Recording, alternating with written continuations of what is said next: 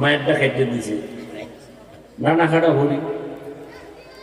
পরক্ষণে ডাক দিয়া কয় তোর বাবার ব্যবহার ভালো না, তোর বাবার ডানাও কাট। ওই আস্তা বোকা স্বামীটাই বলে এখন কি করব? কয় গ্রাম সাইডা শহরে চল, ফ্ল্যাট বাড়ালো।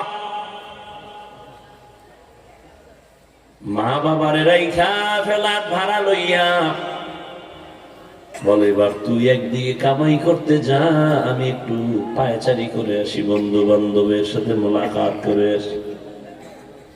গাধার মতো কামাই করে ঘরে আনে, ডানা কাটা পরি সব কাছাইয়া ভেতরে নিয়ে কয় তোর চরিত্র ভালো না, তোর ডানাও কাটিয়া হিজরত করলাম।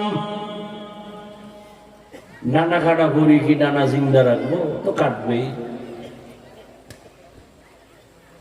ওই বড় ভাই বলে এমন মেয়ে পাই না, বিয়া করব।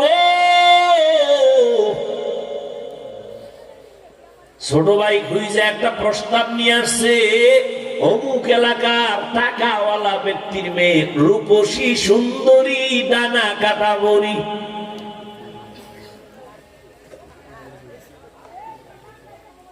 বড় ভাই রেগে একা, ভাই আলহামদুলিল্লাহ পাইছি জাগা মতো, জাতের মেয়ে একটা পেয়ে গেছি, টাকাওয়ালার মেয়ে। বড় ভাই ডাক দিয়া কয় গরিবের মাইয়া বিয়া করবো, তবুও ডানা কাটা পরি আমি বিবাহ করব না। কথা কি চাও খুইলে খাও। বড় ভাই কয় আমি এমন একটা মেয়েকে আমি আমার জীবনের আপন স্ত্রী বানাতে চাই, যে আমার ডান হাতটা ধইরা আমাকে জান্নাতের মধ্যে পৌঁছায় দিবে। তুমি কি নিয়ত করছো? বিয়েই তো কপালে নেই, নিয়ত করে লাভ।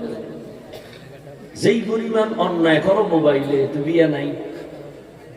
আর থাকলেও তো বউ পাবি না, জল্লাদ পাবি, জল্লাদ লিখে রাখিস।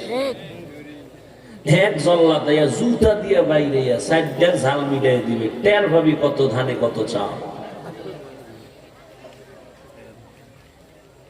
আল্লাহ আমার কলিজার প্রত্যেকটা যুবককে হেদায়েতের দৌলত দান করে। আপনারা উঠেন কেন? ব্যারাম কি? উঠার ব্যারাম থাকলে ঢুকছেন কেন? ওই রাস্তায় বিড়ি টানতেন আর বয়ান শুনতেন। হ্যাঁ, তো ওই বিড়ি টাননে ওলা গুলোকে মাইকটা নাই।